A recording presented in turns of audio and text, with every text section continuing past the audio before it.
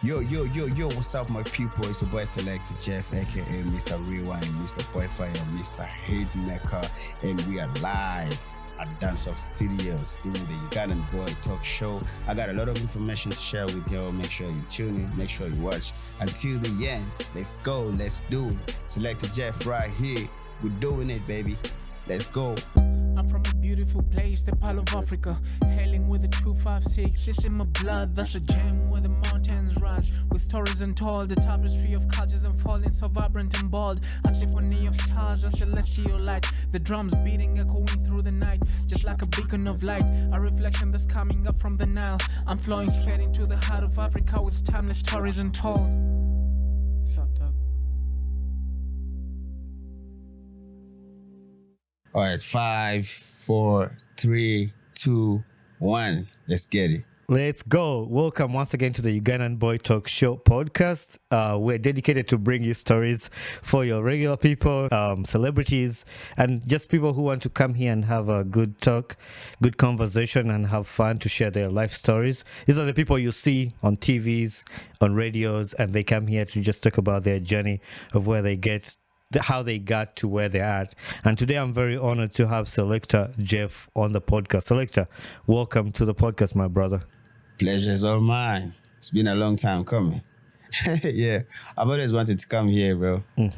For sure. I have an honor to have an international multi-format DJ and a record producer.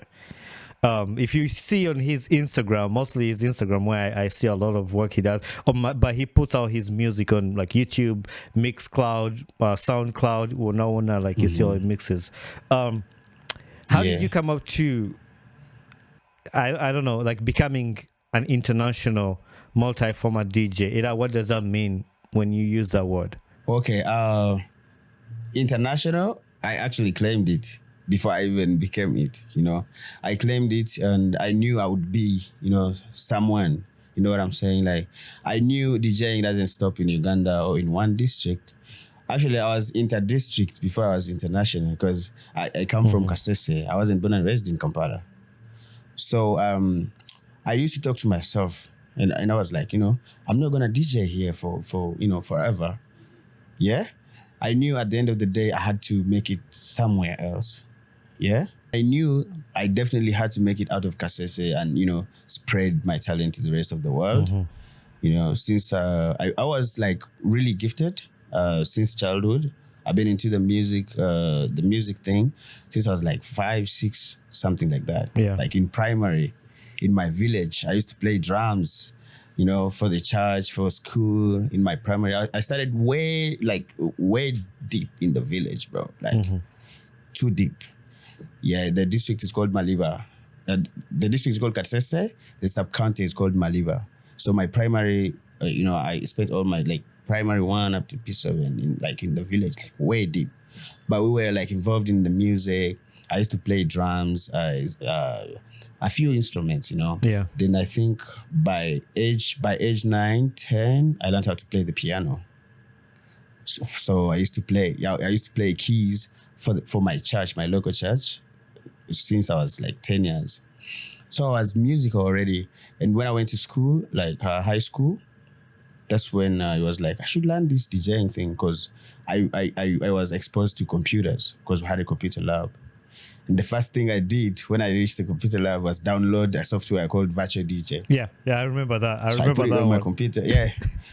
Yeah. So the computer I used to use on a daily, I marked my corner. I knew this is my computer. This is what I'm going to be using.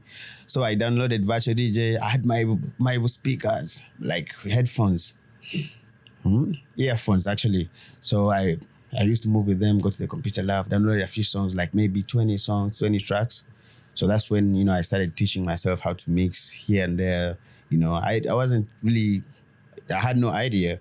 But, we had the internet, so I used to Google a few things here and there. So by senior 1, 2, I was already the school DJ. Oh, wow. Yeah, the funny part, I went to a seminary. I was supposed to be a Reverend Father. What school was that? Yeah, I was supposed to be a Reverend Father. St. John's Minor Seminary. It's still in Kasese. Okay. Yeah, a very good school. Seminaries are really good. Seminaries are good institutions, So, and we are like a single school, boys, seminary, religious, and all that. But still, they would give us the chance to, to do whatever, like in terms of entertainment. So I was like, I assumed the role of a school DJ, school pianist. I was also like, I used to mime. I was like a dancer, Chris Brown, Asha, whatever. Yeah, so music was really, really deep in there. And I was way too young when, like, I started when I was still young, because where I come from, and during that time, we never went to, like, nursery. Well, that was like, our parents used to think it's like a waste of time, something like that. So I went straight to P1. So I started when I was quite young, and I hit the streets when I was quite young too. By 17, I was already here in Kampala. On the streets, looking for what's next. Yeah. So yeah, basically that's it. No, that's crazy, because even what you just shared there's a young kid out there who looks up to you, or people, even guys who are just coming out. There's a lot of DJs now in Uganda. There's a lot of guys coming up, and like they want to hear this journey, get inspired. Like maybe somebody is stuck somewhere, but to listen to your journey, how you worked up to get to where you are. And then some other people just think like Selecta Jeff was just born as Selecta Jeff, Awali, that's how he was. But no. People build from like ground, from zero to get to where they're at. And recently some of the you've been doing these things on Instagram where you get a song that was produced, and then you say, if I produce this song, like there was one, Money and Love by Wizkid that you did, that was fire. Yeah. And guess what they sent me an email. Wizkid Starboy team, they sent me an email asking for the files of that track. Hopefully they're going to use them. Maybe one day, maybe they can release the remix. I would be the happiest on the planet, So I feel like, as a DJ and producer, because I wasn't a producer, like in the first place. I was like more of a DJ. I only gave time to the DJing part until I met a brother called Daddy Andre. He was Andre at the time. Okay. Who is Daddy Andre now. Yeah, so when I met him, I was kind of inspired, and I felt like, and he used to tell me, you can do this. You're a DJ. DJs make good producers, here and there. So, and I knew how to play keys. So it was easy for me to maybe, just learn the software. Like I learned a DAW called Logic Pro, and started doing my thing. Well, that's cool about the Wizkid song, because that's the reason why I brought it up, because I thought it was fire. I was going to ask you if they ever reached out. I'm glad you shared with us about the reaching out, because that song, and if listeners have not listened to it, maybe you have your opinion about it, you can check out his Instagram and check that song out. I thought it was cool.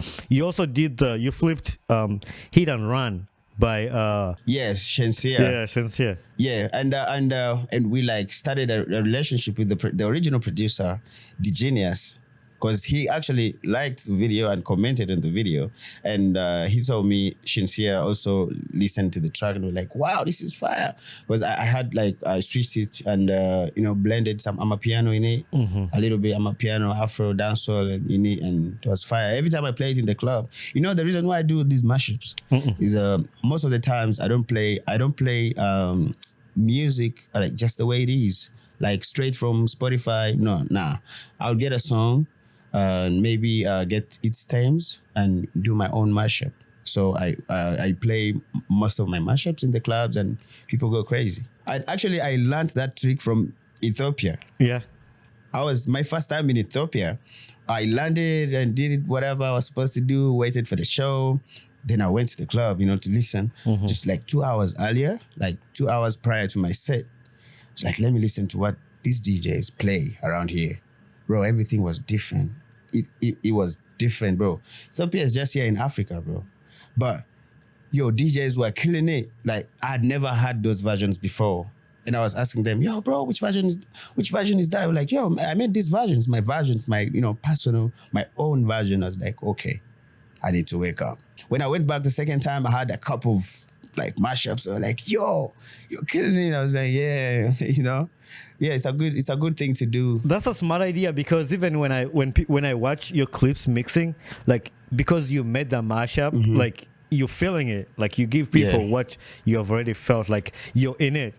Monimu or where DJing, you're just playing for the people, but at first you play for yourself and then you give it out to the people. Like that's why you connect with that music that you want people. You can't expect, and you have this line that you said, DJing has never felt like a job to you, and you just be having fun because you don't look at it as a job. Never. You just in it, like you're playing the music.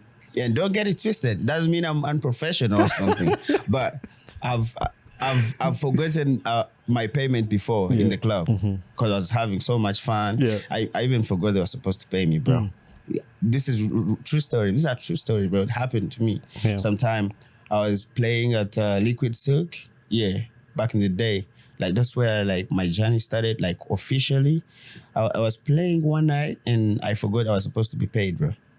Wow. Because people had tipped me enough money. I was happy. Yeah. Bro. So it has never felt like a job. I feel like every time I'm on that stage, you know, the joy of seeing other people have fun, you know, and DJing is art, you know, whenever you craft something nice and you look at it, you be like, wow, I did this. Those transitions. There are a couple of DJs in Kampala who do transitions. Be like, wow, this is fire. People like DJ Aluda, people like Kasese, people who actually have some production knowledge in them. You know, I always tell DJs, I'm sorry, my story is gonna be like a bit. I'll be jumping from one thing to another. You're good. Yeah. So, you know, I always tell DJs, I always advise DJs to incorporate some production in their art because it's a bit easier for them to learn how to produce. They are already producers, they just don't know it yet. Most DJs are already producers, they just don't know it yet. So, you know, big shout out to everybody, like everybody that takes this as an art. You know, DJing is art. You just don't go get on stage and start dropping songs. Bah, bah, bah. No. You have to have some art in you. I actually, from that point, I need to ask you a question. This wasn't part of it, but since we are talking back and forth, a few years back, there was a TV presenter, I'm not going to mention his name, but he was commenting about the uprising of female DJs. There was a point where in Uganda, there was like a high rate of female DJs coming up from nowhere. What was your take on that? And did you ever hear about that story? Yeah. I actually commented on it and it got me some issues. Bro. Okay. Got me two serious problems. And I took it, got me into some serious problems, but I was just being honest, you know. Twitter, which is X now. Yeah. So I'm always like active on X, you know. Since that day, I've been the most active, you know, guy on X because I understood and I got to know that, people pay attention to these things. So I actually gave my comment about it. I was like, if you want to be a DJ, it doesn't matter the gender, bro. Like if you want to be you can be a DJ. Anyone can be a DJ. But you need to know what a DJ actually does. You need to learn the fundamentals, you know, the basics. You go through a process. You don't just wake up today and tomorrow you have a laptop and boom. Because, you know, a few songs here and there, 1 or 2 or 3 or 100 or maybe 200 songs that you know that make you happy, especially hits. And female DJs actually came in an era when Amapiano was popping. We had female DJs before Amapiano. Trust me, we had like good DJs, DJ Rachel, DJ V. These people played before Amapiano, Lola and Kathy and other DJs. Yeah, so most of the new DJs came in when Amapiano was popping and it was their favorite genre to play. And I think it's cool to be a female DJ or any gender, like anyone who wants to be a DJ. But if I'm to talk about female DJs specifically, my take when they first popped up was like, okay, you want to do this, but learn how to do it properly. Give yourself some time. Give yourself maybe 3 months, maybe 4 months, maybe 5 months, depending on how fast you learn. You know, first make sure you know what you're doing so that you don't mess up on the stage. That was my take, and most of them didn't take it so well. But I mean, in everything, you just have to, you know, make sure, you know, you're somewhere with it. You have the knowledge. And I think I like your take. Like it's not bad, and the way you put it, no matter if you're a female or a male, it doesn't matter. Just make sure you dedicate time to that and give yourself time. Just don't wake up tomorrow and just go. Because even people who are doing that, they've done it for a long time. They've taken time, invested time into it. and take time to learn. Yeah. So I agree with that, and that's the same take I had when I had the message. But also there's another line that you say when you're mixing, like, I hate to see people seated in the club. This was a caption on one of your mixes, like, get up and dance, and you're like, you make these mixes. Yeah, I mean, get up and dance. Yeah. Because and many people will lament, you're the one supposed to make them, like dance and whatever. Yo, there are some crowds that are just dead, no matter what you do. Yeah. DJs know what I'm talking about. If DJs are watching this podcast, they know exactly what I'm talking about. Some crowds are just, especially when, kids go back to school. People have no money. They bring their problems to the bar. No matter what you play, bro, people will think you're the guy, you're a bad guy. Yeah. You don't know what to do, bro. But there's just a dead crowd. There are bad days, just like any other job. Even for the DJs, bro, we are human beings. We have feelings. Sometimes you come from home, you've had like some misunderstandings with people, and remember you have to be on stage and make people happy and all that. So for you to be able to switch from one mood to another, bro, it's not easy. We are also human beings. There are bad days for DJs too. He'll step on stage and he has nothing to do, bro. Like, he's not in the vibe. So I mean, the other thing that I can add on to that is, like, okay, you put in perspective, it was kids have gone back to school, people don't have money, people are broke. But music heals. And actually, Elijah Chitaka was on this podcast and was saying, we make this music to heal people's souls. If you choose to go out and you have problems, you're going there for a reason. You want to forget your problems. So when the DJ plays a song, you need to let your heart open to let the music get into you so it can heal you, because that's the purpose of the DJ, to help you heal your problems. So you need to, you also have, it's not about the DJ Mbutakuye music, you also have to play a part to let your heart open, to let the music in. Yeah, open up. Yeah. I feel like people shouldn't be like in a box. They want to listen to Afrobeats every day, bro. You want to listen to Afrobeats on Friday, on Saturday, on, theme nights are no longer there, bro. Like, we no longer have like old school, like back in the day. I used to hear people used to have like, theme nights, R&B, the following Friday, something like that. It's no longer there. I understand eras change, times have changed and all that. But I feel like you said, if music is going to cure you, maybe some people have different problems that we can't cure. Someone will come, the genre that can cure him is like reggae, and you're playing Afrobeats.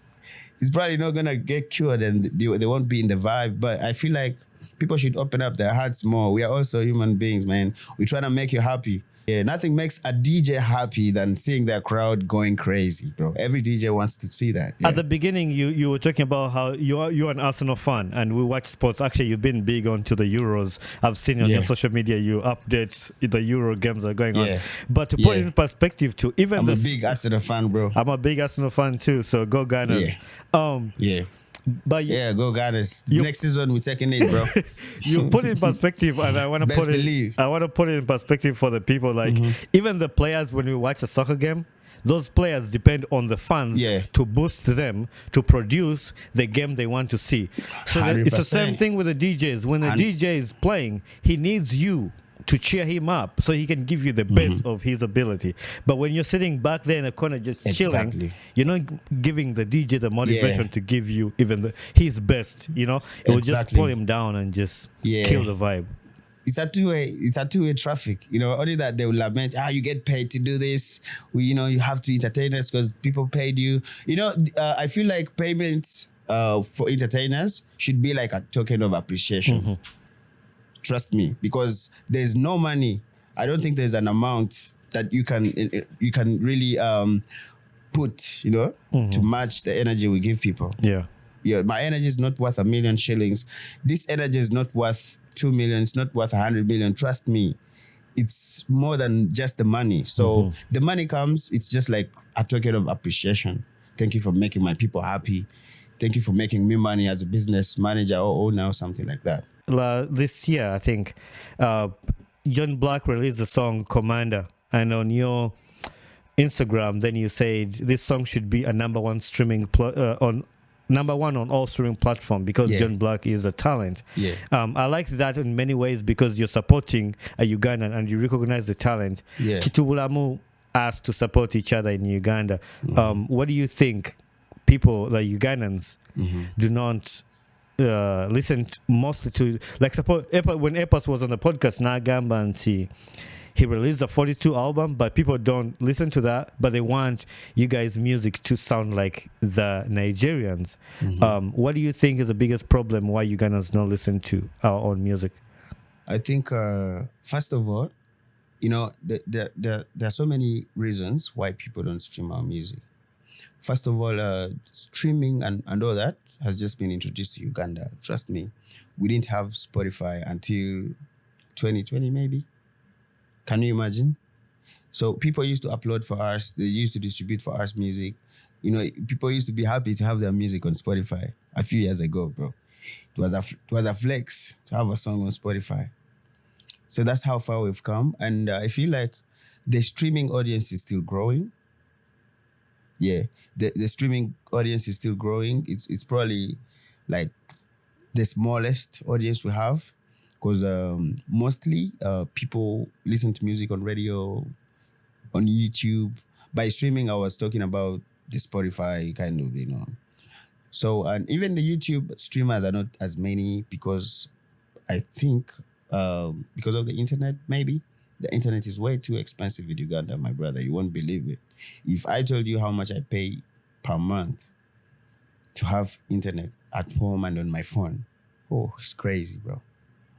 I would be driving a Range Rover by now if it was a bit cheaper. That is true. If the internet was a bit cheaper, I would be a millionaire, bro. But anyway, I'm not saying it's the only expensive thing in Uganda. We're used to that anyway. But compared to other countries, some countries I've been to, these things are accessible, you know? Even our neighbors in Rwanda, bro. I'm not bad-mouthing Uganda in any way. I'm just telling you facts. If our internet was a bit cheaper, people would listen to our music. Our music is really cool. We just lack, proper marketing for it. Probably outside Uganda, so that we can have people from all over the world listening to the music. And it's a process. It's a process, and Ugandans are trying. They're streaming the music. People that know what it means are streaming the music, and I think with time the number will grow. With time. That's why I wanted to ask you a question of like the quality of music we are producing in Uganda. Yeah. I've had two different camps of people. There's people who like these kind of songs. I'm gonna mention some titles, like Shifla and Kudi, and then there are people who like the other kind of songs like Dalila, like Ep207's music. Yeah. And there's been an argument of like, okay, these guys are producing music, but they just a one-hit wonder. But these guys are producing music that's gonna stay and sell us. What's your take on the different camps of that kind of music? I think tastes differ. Like music tastes differ. People have different tastes on music. You know, we can't force anything onto anyone because at the end of the day, people listen to what they want to listen to. Even in the club, sometimes I'll get on the decks, start doing my thing, and people are not into it. I'll have to switch and change to another genre, bro. So even with the music, if people here are not streaming it, then we have to find ways to get other people to stream it. Don't get it twisted. The crowd is growing. You know, we have an urban crowd in Uganda, but it's too small. You know, it's too small. It can't sustain, you know, us in so many ways. So about the other music, the one we actually named Chidandali, we've been doing that music for a long time, bro. So we can't just wake up one day and do our way with it. You know, at the end of the day, Chidandali makes people happy, bro. Chidandali makes people happy. We have nothing to do. We have nothing to do about it. As Ugandan DJs, producers, I think we have a role in front of us. We need to do more. We're doing what we can to promote Ugandan music and to make sure, you know, it's like our priority. a person like myself, I feel happy when I'm like throwing a Ugandan music set, because that's what I should be doing in Uganda. No, not entirely, but I mean, we need to be proud of our own music, so that other people can also jump on the train, So, and the production has really been good. Leave alone the people that are doing the music you just mentioned. People on the other end have been doing some good music, bro. Hey, you play something from Ep207, something from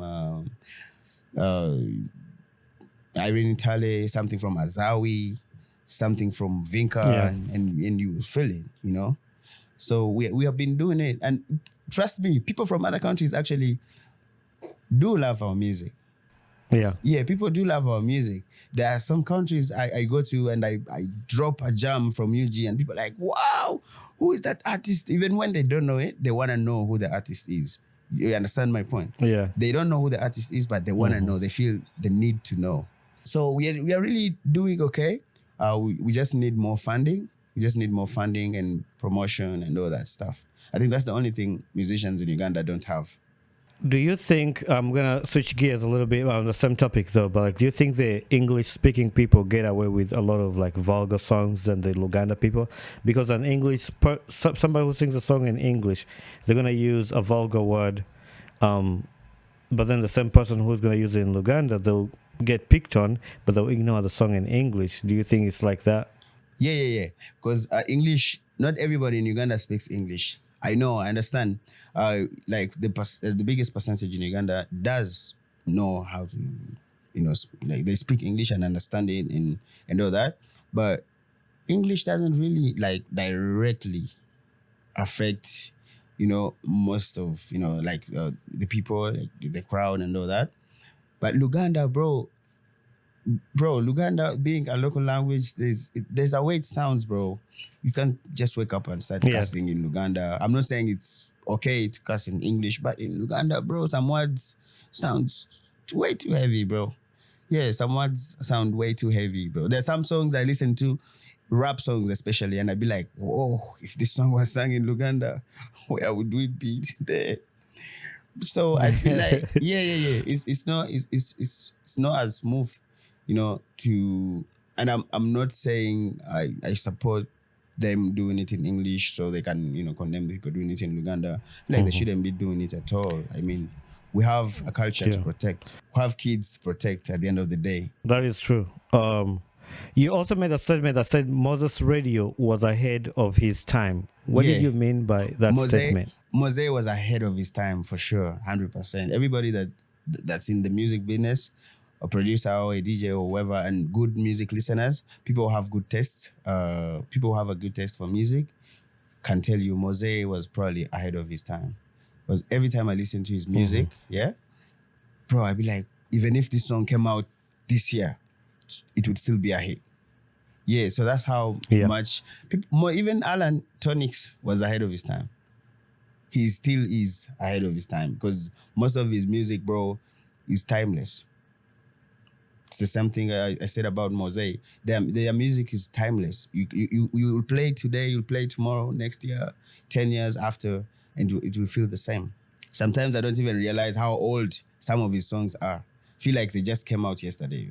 So big up Mose Radio, rest in peace. I still tell people I think Mose Radio is my favorite artist still today. Like no matter what, like he's my favorite artist. I can't blame you if you say that. Like no matter, even if he's dead, he's not releasing music, he's still my favorite because he left a legacy and that music will always be playing. And that's the thing you talked about a while back that you said we need to make music that what music will be remembered 15 years from now. Like which songs shall be remembered with that. But also the funny part about the music, you don't dictate what people will listen to 10 years from now. Even when you're writing, you're not sure.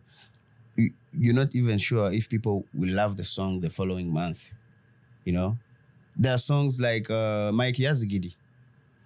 Mike Yazigidi would have, if Mike Yazigidi came out this year, we wouldn't listen to it in 2040.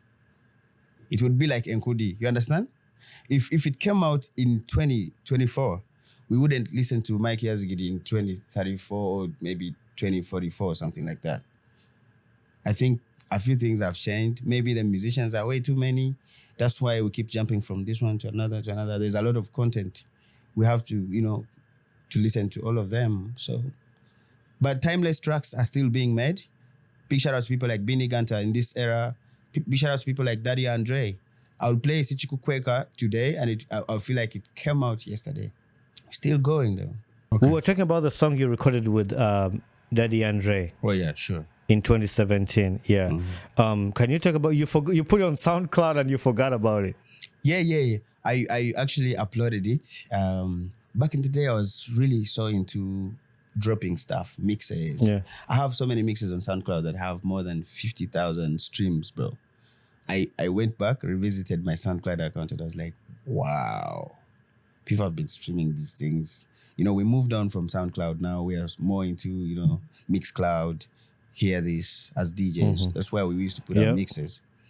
Yeah, we are into Mixcloud now. So I released that song. I didn't put it on YouTube at the time. I felt like maybe I wasn't ready. I probably wasn't ready to put out music because then I really didn't know a lot about, distribution and how you properly roll out a song. So I had to give myself time. And, when I started dropping music, I was no longer staying with Andre. So we didn't really work a lot, because I was with other people now, growing as a person and meeting new people, talented, cool people, actually. I've been working with young, talented producers for a while now, and they're doing big things today. So it's like we've been growing together. Everybody's doing great. You look at BIT. We did Boy Fire with him, with Shiba. That's one of the biggest records we've ever produced. BIT, Clean, the Axon. Axon is like one of the biggest producers, without a doubt, in Uganda today, and still going. So, I mean, when I dropped that jam, I wasn't really ready for the market. That's why I just left it on SoundCloud. I didn't have any funds to push the record. It's also important to to prepare. When you're dropping some music, you need to know where the music is going and how it's gonna get there. So some funding is really necessary in there. Like I mentioned this a while back, like there's a lot of musicians in Uganda you worked with. One of my favorite parts, and you have this clip on your Instagram too, the Cheetah by the Uganda Boys, the UG Cheetah. Boys Africa. Yeah, Uganda Boys. Did you produce that song? That's the first question I want to ask you. No, a friend of mine actually did produce it. He's called DNY. He's one of he was one of the best producers too in Uganda today. He works with Mpaka Records, Waiki Benda. On that video set, you were having like your... do you guys call it a piano or what? Yes, like you call MIDI, it what? The MIDI piano, MIDI keyboard. MIDI piano. Yeah. But you look like you were producing, you were having a lot of fun. That's why I was going to ask you, like, did you guys do that song right there in that room? Because it was a whole vibe. No, we were shooting kind of like a visualizer for the song. So my part in the video was to act the producer part because he wasn't around. But DNY is crazy. I've seen you in a few music videos too, like taking part in a few music videos. Yeah, most of the songs actually you see me in my projects. Most of the music videos you see me taking part in blah blah blah. I'm like a mini, like a low budget DJ Khaled of sorts. You know what I'm saying? Like I'm like a low budget DJ Snake. So I make records with musicians, and we put them out there, share royalties and blah blah blah, push together. I like that. It reminds me of this American guy, the DJ Marshmello, because he does the same thing. I think DJ Khaled too does the same thing. Exactly. We are quite a number now. We're quite a number that are doing that in Uganda. I can count like 15 DJs doing it. Yeah. I wish all DJs in Uganda could utilize Mixcloud, because I listen to Mixcloud like every... There's this DJ, he's in Chicago right now. Okay. DJ D-Money. DJ D-Money, he's like Nigerian. Okay. Yeah. Like he plays he plays mostly Afrobeats and stuff, but like when you go like on Mixcloud, you see Selector there, and like, but I feel like even you guys, like, you play a big part in putting our music out there too, like 100%. The people who go out there to look for mixes, like DJs. I think artists forget that their relationship with DJs, because DJs help to push their music. And I think artists should respect a lot of DJs Please, to know that please they tell, have should a tell them break for in me. their music. If I tell them, they won't listen to me. They'll think I'm playing. Think Yeah. I'm making myself important or making DJs important. DJs are actually important. Trust me. In the real sense of the word, important. They play a big role. Yeah. They play a big role in this whole music promotion and distribution and making sure people listen to the music because we command the crowds. We decide what the crowd wants to hear, no matter what. Even when they know they have their own music, they on their phones and blah, blah, blah, blah, they still want to come and listen to what the DJ has to offer. People wouldn't go to the clubs to listen to music and blah, blah, blah, blah, because they can get this music. They can stream the music on their phones. But it's a whole different vibe when the DJ is actually playing the music, selecting the music for you. Right. That's why they keep saying, I like Aluda's music. I like Cas Baby's music. I like Selector Ryan's music. It's not his music, but they like how he puts it together. They like how he, mixes it, one from one song to another. A regular person wouldn't do that. So DJs, if we could incorporate our music more, Ugandan music more, I think we could play a big part. But also musicians need to understand that DJs can play a huge part in the promotion and stuff. Yeah. No, that's definitely right. So recently on X, you put up a poll and said, which DJ would you collaborate with in Uganda? Is there a specific DJ you would like to collaborate with in Uganda? And have you got an answer from that post of what people suggested, which DJ they would want you to collaborate with? Yeah, I got like 100 names, bro, in the comment section. But I would definitely collaborate with any DJ, every DJ that has some knowledge about production, even if they don't know how to like produce the music, I would still work with them. I would take their input. I would listen to what they wish they could do, and then we make it happen, bring it to life. So like I said earlier, DJs are already producers, they just don't know it yet. They just haven't learned the doors and they haven't learned the software. That's and a few instruments maybe, but most DJs, I'm not saying every DJ, of course, there are DJs that, just like other regular people, but DJs who have good knowledge about music, I think they're already DJs. They just haven't started putting out music yet. There's one other topic I wanted to bring. We're almost coming close to the end of this podcast, but I need to remind our listeners that there's a lot of information that we have not tapped into because of some behind the scenes that you've not noticed, finding time and all that. But I assure you we'll have Selector back on the podcast to talk in depth when we're settled and have enough time to talk through this conversation.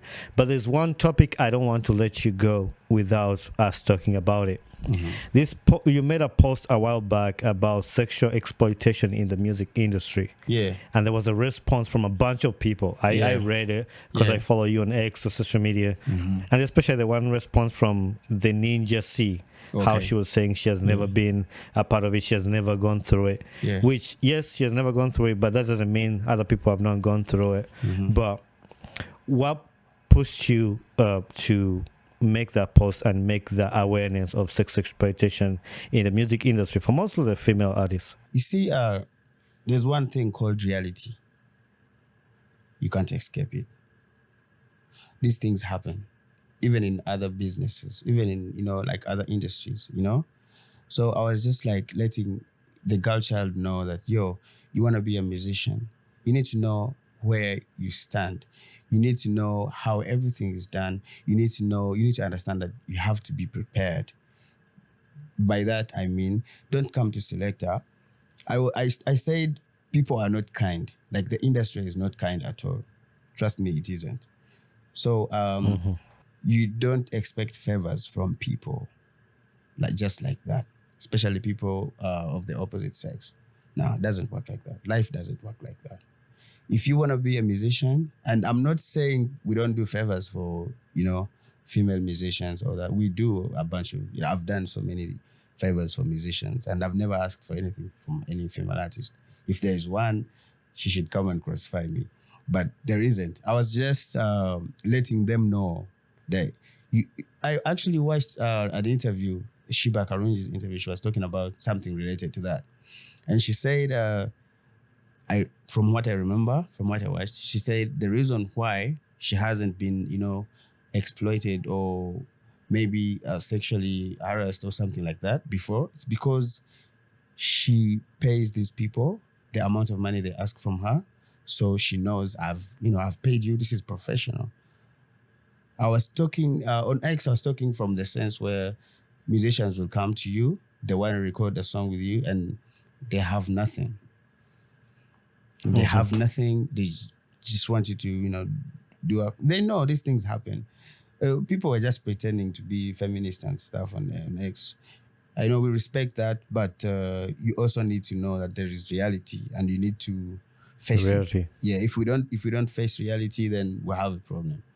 These things are gonna keep happening. So, female musicians, you want to be a star, you need to know what it takes.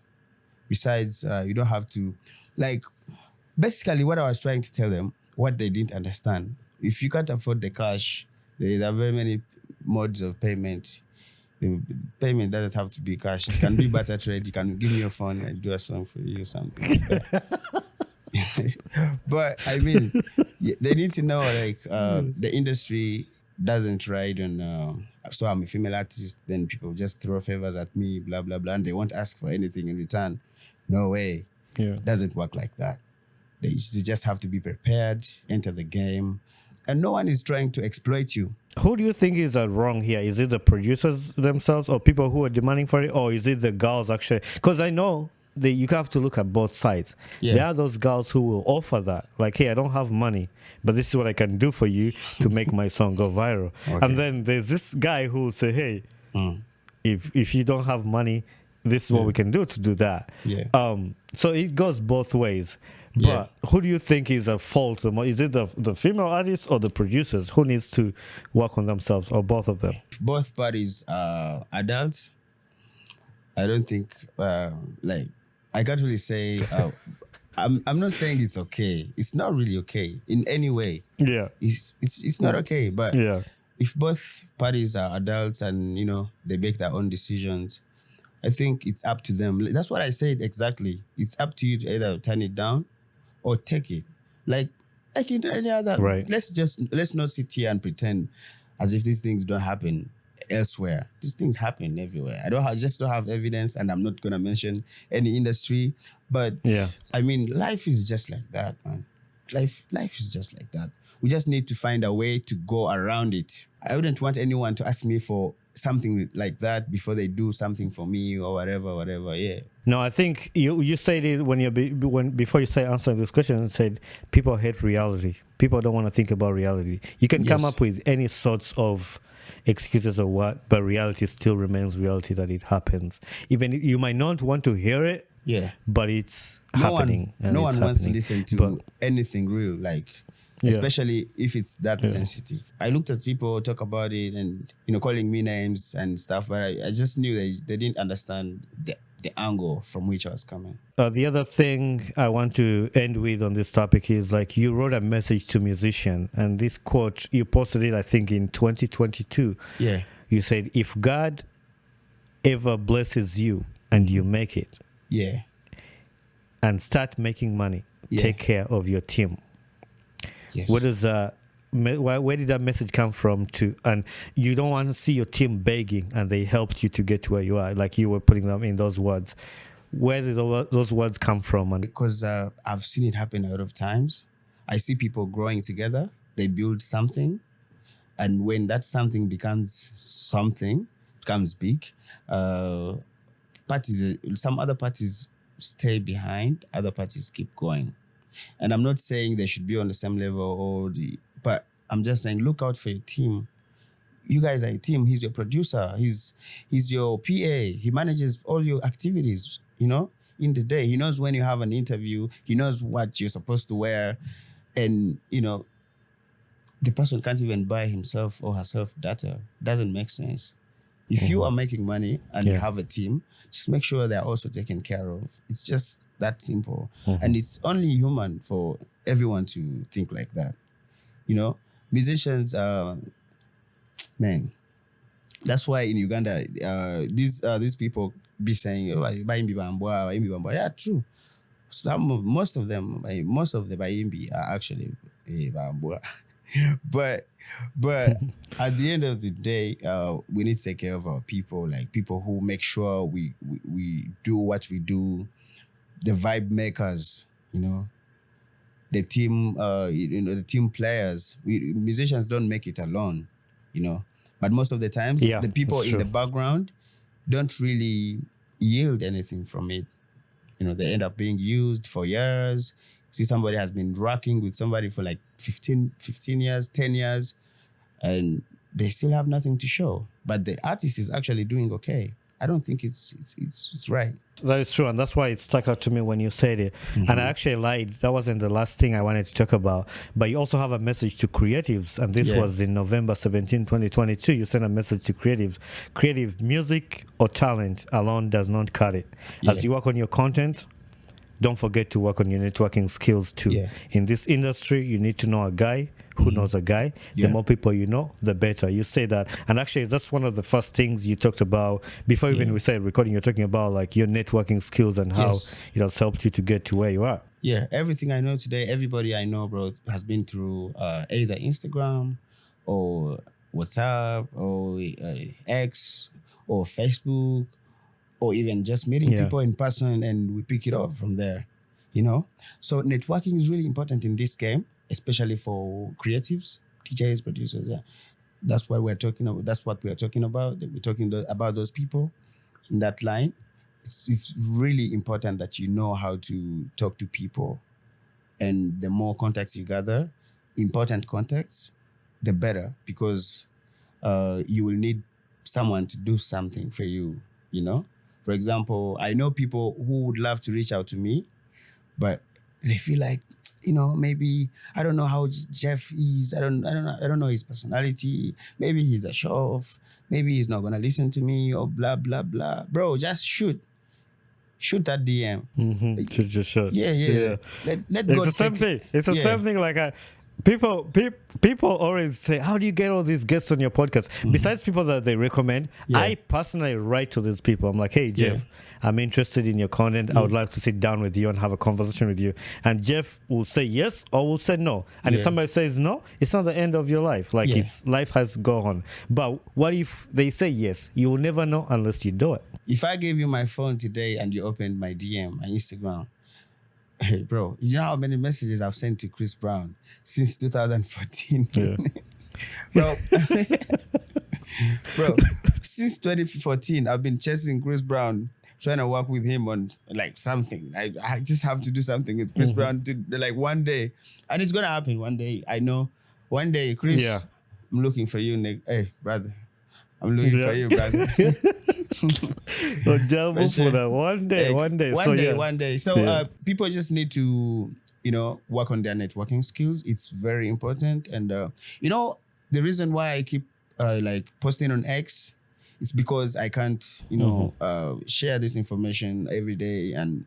But I share on my social media platforms so that even when I'm not around anymore, maybe people can, can read and, get some knowledge, because it's really important that we teach the young ones, what they need to know. And yeah, no. Speaking of that, like you also mentioned, and this is gonna mark the end of this, and then I'll ask you some few questions to wrap it up. But speaking of leaving a legacy or leaving the information, you decided you're opening up a new podcast, which is exciting, Yeah. and we can't wait to Yeah. the Hype Central. Hype Central. This is pretty cool. Yeah, it's it's pretty pretty cool. cool. Talk to us a little bit about your podcast, and maybe my audience can look forward to it. The Hype Central is going to be a podcast hosted by myself and a couple of other people. Like, I have a big team. We have been putting it together for like a year now. So it has so many divisions. There are some episodes where we'll be talking about music, strictly music. And our guests will basically be musicians, songwriters, and the people we feel like are left out, especially DJs. You see, I could be the first DJ, if not mistaken. I might be the first DJ on your podcast. Yeah, you're the first DJ on this podcast. You see? And these people have a lot of information to share, bro. And most of the times, they don't get a platform where to share it. So I started a podcast so that these people, the bouncers, bro, the marketeers, the so-called pikeleles, Like, people who are always around artists and they don't do anything in the game, Yeah. but they're just around artists, making sure he has a clean shoe, making sure he has, whatever he needs. I would have such people on my podcast so they can tell us, share with us, give us their stories. How did they meet with the musicians they're with and all that. Then we're going to have like sections where we're going to be like discussing sports. For example, the Premier League is coming back. We're going to be breaking down all the games, before and after, That'll be fun. That'll be fun. Yeah, it's going to be super fun. I'm a football fanatic, bro. I've been like a fan of football since day one. I can tell by how you do it on X and talk about football and your love for that. I love football. I watch football any day. And today we didn't watch Spain and Germany. But, I know. Yeah, Spain and Germany, bro. I don't know how it is right now, but someone is being knocked really hard. I have to make a correction, actually. Yeah. There was a DJ I had on this podcast who is she's from the Caribbean. She's a lady. She's not Ugandan. Okay. But I think you are the first Ugandan DJ on this podcast. Okay. But I had a DJ from Saint Martini. She's a DJ and she's a dancer. She's actually the official DJ of Karol G. Karol G is a big Hispanic musician. I know the DJ. I know the DJ. I think we've even like talked before. Like if I go through my Instagram, before she got the job for Karol G, BB DJ, something like that. Is that the name? What's BB? DJ exactly. BB Bud. DJ BB Bud. Yes. BB. We are friends on IG. We are friends on IG. I'm friends with many people, bro. You will be in shock if I tell you the people I talk to. That's crazy. It's crazy, bro. Yeah. You can mention like 20 names, and I know like 15. Yeah. She's a good one. That's crazy. That's crazy. You know her. I'll tag her in this one so she knows I'll be your friend. She's hard. Yeah, Selector, I want to wrap this up so I can let you go.